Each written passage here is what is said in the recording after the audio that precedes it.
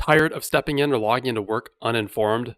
Tired of joining conference call after conference call, never knowing what to say, sitting there speechless? I got you covered. Here at OpenViews, I'll give you a breakdown of the most important topics with an unbiased view so you'll never enter a conversation empty-headed. Instead, you'll leave your coworkers speechless with your big brains. Welcome to the Dumpster Fire for Monday, September 9th. Today we'll talk about the Russia-Ukraine war. We'll come back to Israel and Palestine. And we got a debate coming up, U.S. presidential debate. Do we have some predictions? We'll talk more about that. Let's start with the Ukraine-Russia conflict. As tragedy continues to unfold in Ukraine, UNICEF has renewed its call for protecting schools in Ukraine following Russian attacks that have damaged over 2,600 schools and destroyed more than 400. These attacks have affected 5.3 million children, disrupting their education and access to critical services. Well, if your coworkers be asking, what is UNICEF? It's actually a global humanitarian organization working to protect children's rights, provide education, healthcare, and emergency relief in over 190 countries. It gets its funding primarily from volunteer contributions made by governments such as the US, Germany, as well as private donors, corporations, and non-governmental organizations. As this war has gone on so long, if you're wondering, where did this even start? Where did this even begin? Some of this conflict began back in 2014, but tensions escalated further after the Nord Stream 2 was allowed to be built in 2022. Part of this, some speculate, had to do with Biden allowing that to be built. If you remember back, Trump was opposed to Russia completing that Nord Stream 2.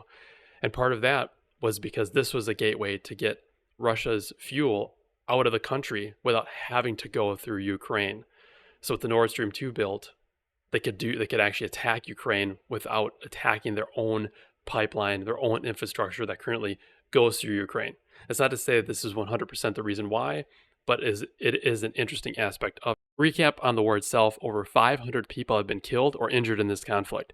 Russia has spent more than $67 billion, while Ukraine has spent over $100 billion, including aid from Western allies, such as $76 billion from the US. Negotiations for a ceasefire to end the war, there really hasn't been any.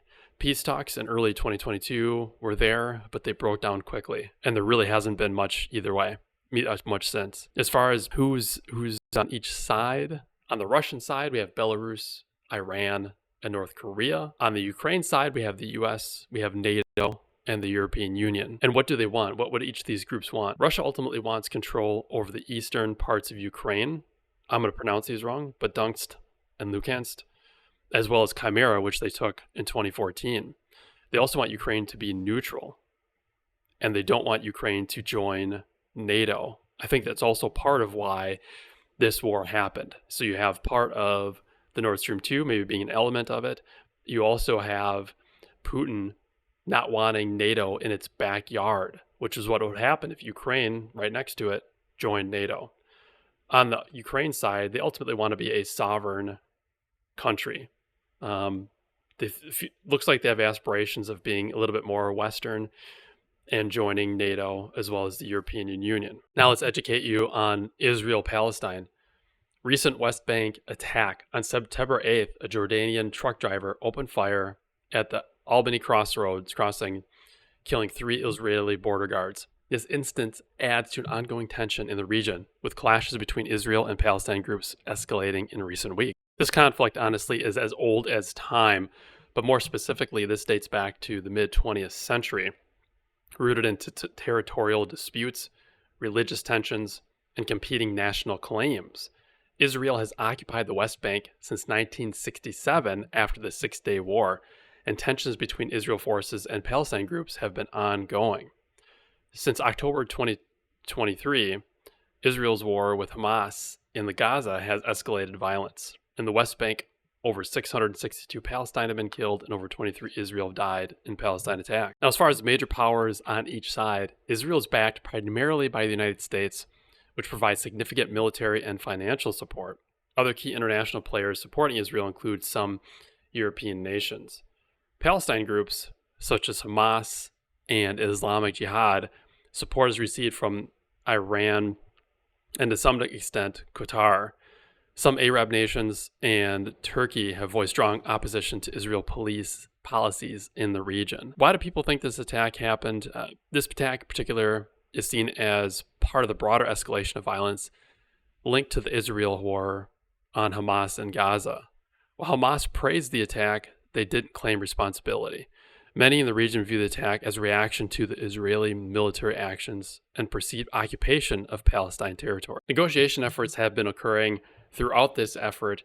In July, there were some feel that Netanyahu tanked those negotiations by adding demands.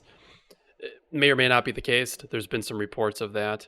Unfortunately, recently, 6 hostages did lose their lives to Hamas. I personally would never condone the violence and the horror that has happened over here. But just to give some context for conversation, support for Israel, many sympathize with Israel due to the country's rights to defend itself, historical ties to the land, and concerns over terrorism, particularly in the context of attacks like those on civilians done by Hamas. On the Palestine side, support for Palestine, sympathizers often focus on the long-standing occupation of Palestine territories, the humanitarian toll on Palestine civilians, and the disproportionate impact of Israel military actions. All right, now for the topic du jour. Are you ready for a lighter subject? Sort of lighter. If you're interested in the 2024 presidential race and debate, stay tuned. We got the debate on Tuesday on ABC. Come back here for breakdown and analysis. I'm going to be reviewing it and working it live and get a video out that night. So stay tuned that night, or Wednesday morning, you can listen to that video. But I'll talk about what both candidates had to say, where we actually discussed policy. I'm not a vibe person. I want facts. I want real things. So on either side, I don't care who is better, but I want real things. So that's what I'm going to focus on.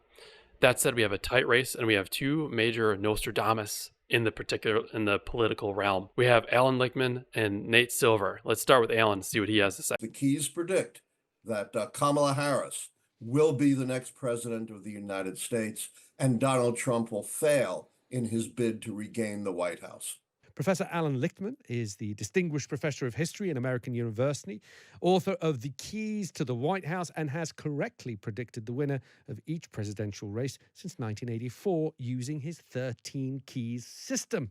Very interesting perspective. It's interesting how Alan focuses on his 13 subjects, not necessarily statistics and polls, but more what he sees on how the candidates are handling particular pieces.